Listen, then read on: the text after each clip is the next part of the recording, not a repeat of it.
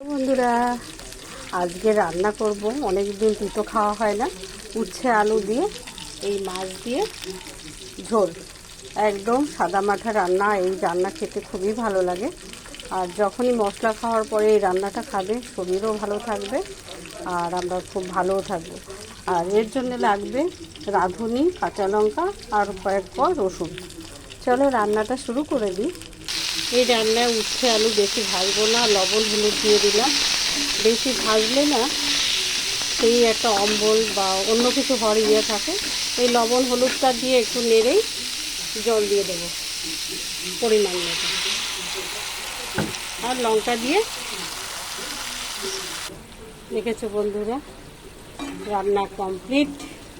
আর এই রান্না যারা একবার না খেয়েছে তারা ঠিক বুঝবে না এর স্বাদ কী। এই দিনে একটু ভাত বেশিই লাগে। আর লাস্টে নামানোর আগে দিয়ে দেবো এই ভাজা মশলাটা। তোমরা খেয়ে দেখো। আর শরীরের জন্য এর তুলনা মানে আর কিছু বলা যায় না। একদিন করে খাবে, তারপরে বলবে। ঠিক আছে বন্ধুরা, সবাই ভালো থেকো, সুস্থ থেকো।